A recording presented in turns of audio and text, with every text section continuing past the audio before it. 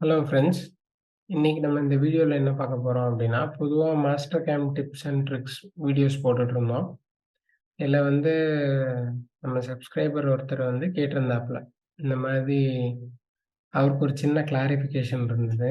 So அத ஒரு comment மூலியமா சொல்லியிருந்தாரு. என்னன்னா, நம்ம சாலிட் ஒர்க்ஸ்ல டிசைன் பண்ற டிசைன்ஸ் எல்லாம் எப்படி மேனுஃபேக்சரிங் டீம் மேனுஃபேக்சர் பண்றாங்க? சாலிட் ஒர்க்ஸ்ல ஃபைல் ஓப்பன் பண்ணி பார்த்துட்டு ஒர்க் பண்ணுவாங்களா? அதே மாரி கேட்டிருந்தாங்க. அதே மாதிரி சாலிட்வொர்க்ஸ்ல டிசைன் பண்ணதுக்கப்புறம், நெக்ஸ்ட் ப்ராசஸ் என்ன அப்படின்னு கேட்டிருந்தாங்க. இந்த ப்ராசஸ் நடக்கிறதுல மாஸ்டர்கேமோட ரோல் என்ன அப்படின்னு கேட்டிருக்காங்க. ஓரளவுக்கு எக்ஸ்பீரியன்ஸா இருக்கிறவங்களுக்கு இத பத்தின கொஞ்சம் நாலேட்ஜ் இருக்கும். ஒரு ஃப்ரெஷரா இருக்கிறனால நான் கொஞ்சம் புரியிற மாரி எக்ஸ்ப்ளைன் பண்ண ட்ரை பண்றேன். முதல்ல சாலிட்வொர்க்ஸ் அப்படின்றது மட்டும் இல்ல. டிசைன் சாஃப்ட்வேர்ஸ் நெறைய இருக்கு. கேட்டியா, கிரியோ, என்எக்ஸ் அந்த மாரி நெறைய இருக்கு. சாலிட் எட்ஜ் அந்த மாரி.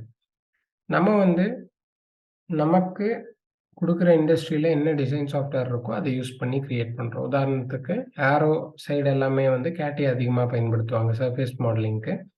அதுலயும் ட்ரா பண்ணுவாங்க. அப்ப டிசைன் பண்றதுக்கு முன்னாடி ஃபர்ஸ்ட்டு ஒரு ப்ராடக்ட் இருக்கும். இப்ப இது ஒரு டை மாடல். டை மாடல் அப்டின்னா, இந்த டையில நம்ம டிசைன் பண்ணி தான் ஒரு ப்ராடக்ட்ட உருவாக்குறோம். மாஸ் புரொடக்ஷனுக்கு. இந்த கிரீன் கலரா இருக்கிறது தான் பார்த்தீங்கன்னா, காம்போனன்ட். உங்களுக்கு இந்த கிரீன் கலரா இருக்கிறது தான் என்டையர் காம்போனன்ட். இதெல்லாம் ejection pins, loose piece, holes அந்த மாரிலாம் சொல்லுவாங்க. இப்ப இந்த காம்போனன்ட் இருக்கு இல்லைங்களா? இந்த காம்போனன்ட் தான் நமக்கு தேவை. இந்த காம்போனன்ட் எய்தர் ஒரு ஆட்டோமொபைல் ஸ்பேருக்கோ, இல்ல பவர் பிளான்ட்டுக்கோ, இல்ல ஏதாவது ஒரு அசெம்பிளிக்கோ, சென்சார் சிப்ல வர ஏதாவது ஒரு மவுண்ட்டுக்கோ, ஏதாவது எனிதிங். நம்ம ஆப்பிள் லேப்டாப்ல வர ஸ்டென்சில் முதற்கொண்டு மேனுஃபேக்சர்டு தான். அதனால என்ன பர்ப்பஸ்க்காக இது எவ்வளோ குவான்டிட்டி அப்படின்னு குடுத்துருவாங்க. ஃபர்ஸ்ட்டு இந்த மாரி தேவை அப்படின்னு.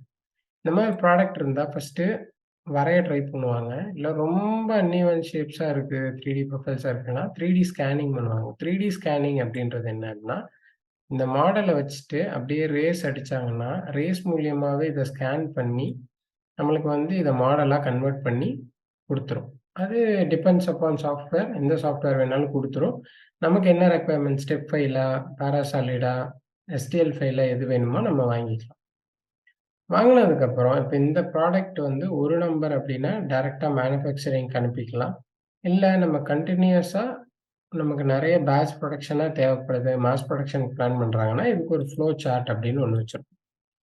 இது பார்த்தீங்கன்னா, ஃபர்ஸ்ட்டு கஸ்டமர் கிட்ட இருந்து ஆர்டர் வருது. ஆர்டர்லேருந்து ஆர்டர் ரிவ்யூ பண்றாங்க. அதுக்கப்புறம் டையிக்கு என்னென்ன ப்ராசஸ் அப்டின்னு டுவர்ட்ஸ் போயிட்டு, என்னென்ன காம்போனன்ட்ஸ் தேவைப்படுது அந்த மீட்டிங் எல்லாமே போகுது. அதுக்கப்புறம் அது கோட் எல்லாம் குடுத்துட்டு முடியுது. அப்புறம் டை டிசைன் பண்றாங்க. டை டிசைன்ல தான் பார்த்தீங்கன்னா, உங்களுக்கு அது எவ்வளோ நம்பர் ஆஃப் குவான்டிட்டீஸ் நம்ம அடிக்கப் போறோம். அதோட குவாலிட்டி எவ்வளோ இருக்கணும். அது என்ன மெட்டீரியல் நீங்க டிசைட் பண்ண போறீங்க. அது எல்லாமே இந்த டை டிசைன்க்குள்ள வரும். அதெல்லாமே பண்ணிட்டு பார்ட்ஸ் எல்லாம் ரிவ்யூ பண்றோம். உங்களுக்கு இப்போ சாஃப்ட்வேர்லயே எல்லா பார்ட்ஸையும் நீங்க ரிவ்யூ பண்ணிக்கலாம். எப்படி இருக்கு? இவ்வளோ சைஸ் போட்டா எவ்வளோ அச்சீவ் ஆகும்? எல்லாமே பார்த்துக்கலாம். அப்புறம் ஸ்ட்ரிப் லேஅவுட். ஸ்ட்ரிப் லேஅவுட் அப்டின்னா ஒரு சீக்வென்ஸ் ஆஃப் பார்ட்ஸ். ஒரு சின்ன சின்ன பார்ட்ஸ்னா ஒரே டைம் நீங்க பஞ்ச் அடிச்சு எடுக்கும்போது, டை பிரஸ் பஞ்ச் அடிச்சு எடுக்கும்போது, ஒரு சீக்வென்ஸ் ஆஃப் பார்ட்ஸ் ஒட்டிட்டே கிடைக்கும். ஸோ அந்த மாரி இருக்கிறது ஸ்ட்ரிப் லேஅவுட் அப்படின்னு சொல்லுவாங்க. அதெல்லாம் நீங்க செக் பண்ணிக்கலாம். ஓகே சீக்வென்ஸா போட போறோமா? இல்ல இண்டிவிஜுவலா போட போறோமா? அதெல்லாம் நீங்க செக் பண்ணிக்கலாம். அப்புறம் டை ஃபுல்லா அசெம்பிள் பண்ணி அந்த டிசைன் வியூல பார்க்குறோம். டை டிசைன் கம்ப்ளீட் பண்றோம். டைய கம்ப்ளீட் பண்ணி, அத மாடலிங். சிஏன்னா கம்ப்யூட்டர் எய்டட் என்ஜினியரிங். அதாவது டிசைன் ஃபைலா நம்ம மாத்தி வச்சுர்றோம். அதான் நான் உங்களுக்கு காமிச்ச இந்த ஃபைல். அதாவது இது காம்போனன்ட்டு. இதுக்கு பார்த்தீங்கன்னா, இந்த அளவுக்கு டிசைன் பண்ணுவாங்க. இது ஃபுல்லாமே உட்காந்து டிசைன் பண்ணியிருப்பாங்க. இப்ப இந்த டிசைன் பண்ணதுக்கு அப்புறம் தான் மேனுஃபேக்சரிங் போகும். நல்லா புரிஞ்சுக்கோங்க. மேனுஃபேக்சரிங்னா வெறும் மெஷினிங் மட்டும் கிடையாது. அதுல நெறைய இருக்கு. லேசர் கட்டிங் இருக்கு, வாட்டர் ஜெட் கட்டிங் இருக்குது. அதே மாரி பார்த்தீங்கன்னா, நம்மளது மெட்டல் மெஷினிங். மெட்டல்லேருந்து நம்ம மெட்டீரியல் ரிமூவல் கட்டிங் ப்ராசஸ் பண்ணி எடுக்கிறோம். இதுல ஒயர் கட்டிங் இருக்குது, ஸ்பார்க்கிங் இருக்குது. ஸோ, அந்தந்த ஜாபுக்கு எது எது சூட் ஆகுமோ, அத அத நம்ம பண்ணிக்கலாம். உதாரணத்துக்கு பார்த்தீங்கன்னா, நம்மளதுலயே இப்ப இந்த மாதிரி ஒரு ஸ்பெஷல் பர்ப்பஸ் மெஷின்ஸ் பண்ணுவோம். ஸ்பெஷல் பர்ப்பஸ் மெஷின்ஸ் பண்ணும்போது இதெல்லாம் பார்த்தீங்கன்னா, திக்னெஸ் வந்து ஒரு 8 6 அந்த மாரி தான் போடுவோம்.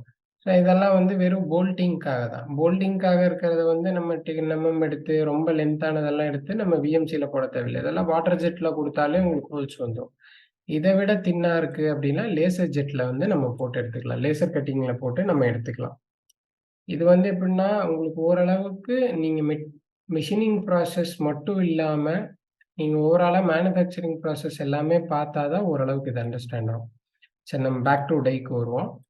அப்போ ஒரு டிசைன் ஃபைனலைஸ் ஆகுது. டிசைன்லேருந்து டை ஃபேப்ரிகேஷன்ஸ்க்கு நம்ம ஸ்டார்ட் பண்றோம். அதாவது டையோட மேனுஃபேக்சரிங் ப்ராசஸ்க்கு. அப்ப அதுக்கு வர்ற பேக் பிளேட்டு, அதாவது இப்ப இந்த டையினா, இந்த காம்பனன்ட் தவிர இந்த டை, இந்த பேக் பிளேட்டு, இப்ப இது ரிமூவ் ஆயிடுச்சுன்னா இதுக்குள்ள பாருங்க. இவ்ளோ காம்போனன்ட்ஸு, இதுக்கு வர எஜெக்ஷன் பின்ஸு. இந்த ஒரு காம்போனன்ட் எடுத்துட்டீங்கன்னா, இந்த ப்ளூவா இருக்கிற காம்போனன்ட் மட்டும், ஒரு டைக்கு வர இது ஒரு பார்ட் மட்டும், இந்த இன்சர்ட் பார்த்தீங்கன்னா, இது மட்டும் உங்களுக்கு தனியா நீங்க ஃபுல்லா ரன் பண்ணணும். அப்ப இதோடைய ப்ராசஸு, இதோடைய ஃபைல்ஸ் எல்லாமே இருக்கும். இது என்ன பண்ணுவாங்கன்னா, இந்த ஃபைல்ஸ் கூடவே உங்களுக்கு வந்து இந்த 2டி டிராயிங்கும் மென்ஷன் பண்ணுவாங்க. இது என்னன்னா, அந்த டயகிராம் உடைய டீட்டெயில்ஸ் குடுப்பாங்க 2டி. ஸோ இது எதுக்காக நம்ம குடுக்குறாங்க அப்டின்னா, மாடல் பார்த்தே ஒர்க் பண்ணலாம்னா, மாடல் பார்க்கும்போது நமக்கு எந்த இடம் H1 டாலரன்ஸு, எந்த இடம் ப்ரொஃபைல் ஏரியா, எந்த இடம் மேட்சிங் ஏரியா அதெல்லாமே டீட்டெயில் தெரியாது. எவ்வளோ பொசிஷன் தள்ளி இருக்கு அப்டின்னு. ஸோ நம்ம இந்த டயகிராம்ல பார்க்கும்போது நமக்கு எக்ஸாக்ட்டா ரெஃபரன்ஸ்லேருந்து எவ்வளோ பொசிஷன்ல என்னென்ன இருக்கு. ஒரு ட்ரில் இருக்குன்னா, அதோட பொசிஷன் எவ்வளோ, டெப்த் எவ்வளோ, சைஸ் எவ்வளோ எல்லாமே இதுல குடுத்துருவாங்க. ஸோ இந்த டயகிராம் பார்த்து தான் நம்ம 2டி என்ன பண்ணுவோம், புரோகிராம் பண்ணுவோம். 3டிக்கு வந்து பொதுவா இந்த ப்ரொஃபைல்ஸ் எடுத்துக்குவாங்க. ப்ரொஃபைல்ஸ்ல வந்து கேம் யூஸ் பண்ணி புரோகிராம் பண்ணுவாங்க. நம்ம புரோகிராமிங்ல 2 மெத்தட் இருக்கு. ஒண்ணு 2டி, இன்னொன்னு 3டி. நான் ரொம்ப இன் டெப்த்தா போல. ஜஸ்ட் பேசிக்கா ஒண்ணு சொல்றேன். அதாவது மேல இருக்கிற கர்வ் மாதிரியே கீழயும் இருக்கும். டெப்த் மட்டும் தான் சேஞ்ச் ஆகுதுன்னா இது 2டி. இப்ப இதுலயே பார்த்தீங்கன்னா, இது பாருங்க. ஏறி, இறங்கி இந்த மாரி ஸ்லோப்பி, இந்த கர்வேச்சர், ரேடியலான ஆர்க்ஸ் இதெல்லாம் வந்துச்சுன்னா, இதெல்லாம் 3டி. இந்த 3டிய வந்து மேனுவலா புரோகிராம் பண்ண முடியாது. ஸோ சாஃப்ட்வேர வச்சு நம்ம புரோகிராம் பண்றோம். இந்த சாஃப்ட்வேருக்காக தான் Mastercam அப்படின்ற சாஃப்ட்வேர் தேவைப்படுது. Mastercam மட்டும் இல்ல, நெறைய சாஃப்ட்வேர்ஸ் இருக்கு. என்எக்ஸ், கிரியோ, கிரியோலயே அட்டாச் ஆகி வர்றது இருக்கு. சாலிட் கேம் இருக்குது. அதே மாரி ஈஸ்பிரிட் இருக்குது. உங்களுக்கு என்ன சாஃப்ட்வேர் உங்ககிட்ட இருக்கோ, அதுக்கு யூஸ் பண்ணி நீங்க பண்ணிக்கலாம். 2டிக்குமே நீங்க கேம் யூஸ் பண்ணலாம். இன்னும் உங்களுக்கு டைம் சேவ் ஆகும். சரிங்களா? கேம் யூஸ் பண்றது வந்து எஃபெக்டிவா கொஞ்சம் வேகமா புரோகிராம் பண்றதுக்கும், 3டி காம்ப்ளெக்ஸ் பார்ட்ட வந்து புரோகிராம் பண்றதுக்கும் தான். இப்ப நம்ம வந்து இத மேனுஃபேக்சரிங் ஸ்டார்ட் பண்றோம். இந்த பார்ட்ஸ் எல்லாம் மேனுஃபேக்சரிங் பண்றோம். மேனுஃபேக்சரிங் பண்ணி, அதுக்கப்புறம் ஷார்ப்பா இருக்கிறது. ரொம்ப நம்ம மில்லிங்லலாம் பார்த்தீங்கன்னா, ரொம்ப டீப்பா இருக்கிறதெல்லாம் நம்மளால பண்ண முடியாது. ஸோ அதெல்லாம் வந்து நம்ம ரொம்ப டீப்பா, ரொம்ப ரேடியஸ் கம்மியா வரதெல்லாம் வயர் கட்டிங் குடுப்போம். த்ரூவா இருந்தா. த்ரூவா இல்ல அப்டின்னா, இடிஎம் ஸ்பார்க்கிங் பண்ணுவோம். வயர் கட்ட பண்ணுவோம். இல்லன்னா ஸ்பார்க்கிங் பண்றோம் நம்ம. காப்பர் எலக்ட்ரோட் வச்சு. அப்புறம் சர்ஃபேஸ் ஃபினிஷிங்க்காக இந்த இடிஎம்ல வர ஸ்பார்க்கிங்கே போதும் அப்டின்னா, ஓகேன்ருப்பாங்க. அப்டி இல்லன்னா நம்ம பஃபிங் அந்த மாரி ப்ராசஸ் வந்து இன்க்ளூட் பண்ணுவோம். அந்த டையுடைய சர்ஃபேஸ் ஃபினிஷ் வந்து நல்லா இம்ப்ரூவைஸ் ஆகும். அதுக்கப்புறம் டைய நம்ம ட்ரையல் அடிப்போம். ட்ரையல் அடிச்சு ப்ராடக்ட் குடுப்போம். அப்ரூவல் வாங்குவோம். அப்புறம் குவாலிட்டி இன்ஸ்பெக்ஷன் நடக்கும். அதுக்கப்புறம் குவாலிட்டி இன்ஸ்பெக்ஷன் நடந்ததுக்கப்புறம் கஸ்டமர் கிட்ட குடுப்போம். கஸ்டமர் எண்ட்ல போனோம்னா, அவங்க டை ஏத்தி ட்ரையல் அடிப்பாங்க. அந்த ட்ரையல்ல பார்ட்ஸ் ஓகேயா இருந்தா, டை என்ன பண்ணுவாங்க, அப்ரூவ் பண்ணுவாங்க. அப்படி இல்ல அப்படின்னா, அது திருப்பி இங்க வரும். திருப்பி நமக்கு ஏதாவது இன்சர்ட் ஆல்டரேஷன், டிசைன் ஆல்டரேஷன்ஸ் இருந்தா திருப்பியும் மெஷினிங் ப்ராசஸ் நடக்கணும். எங்கேயாவது இடிஎம் தேவைப்பட்டா பண்ணிட்டு, திருப்பியும் அகைன் இந்த ப்ராசஸ் ரிப்பீட் ஆகும். அதாவது இந்த ப்ராசஸ் வந்து டை அப்ரூவல் ஆகுற வரைக்கும் உங்களுக்கு ரன் ஆயிட்டே இருக்கும். ஒரு டைம் டை அப்ரூவல் ஆயிருச்சுன்னா, ஆர்டர் குளோஸ் ஆயிரும். நான் இது வந்து ஒரு ஃப்ளோ சார்ட். இது வந்து இண்டஸ்ட்ரிக்கு மாறும். இப்ப ஷீட் மெட்டல்னா ஒரு மாதிரி இருக்கும். ஆட்டோமொபைல் இண்டஸ்ட்ரினா ஒரு மாதிரி இருக்கும். உதாரணத்துக்கு பார்த்தீங்கன்னா, நீங்க ஆட்டோமொபைல் இண்டஸ்ட்ரி எடுக்குறீங்க அப்டின்னா,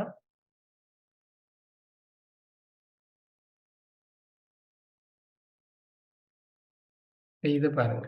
எல்லாத்துக்குமே உங்களுக்கு வந்து ஸ்டேஜ் டிராயிங் அப்டின்றத கிரியேட் பண்ணிருவாங்க. ஸ்டேஜ் டிராயிங் அப்டின்றது உங்களுக்கு வந்து ஃபுல் என்டையர் இந்த காரோட டிராயிங் வராது.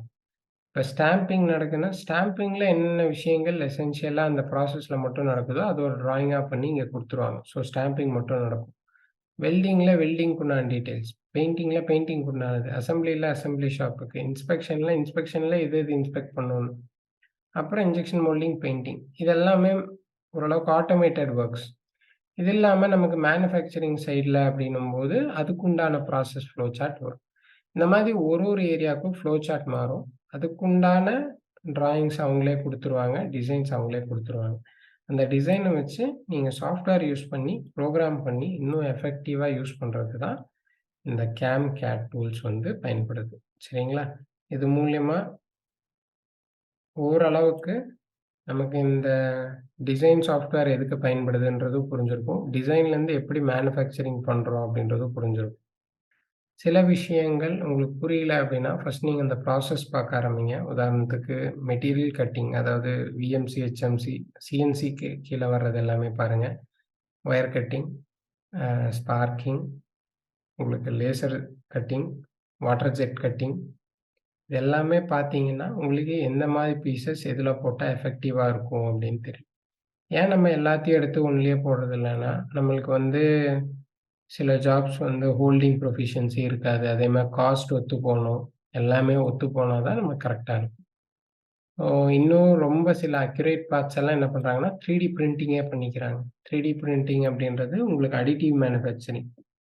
இந்த மாரி மாடல் வேணும் அப்படின்னா, நீங்க பவுடர் மட்டும் அப்படியே நீங்க வந்து லோட் பண்ணிட்டீங்கன்னா, அந்த பவுடர ஸ்ப்ரே பண்ணியே உங்களுக்கு இந்த மாரி காம்போனன்ட்ட ரெடி பண்ணிரும்.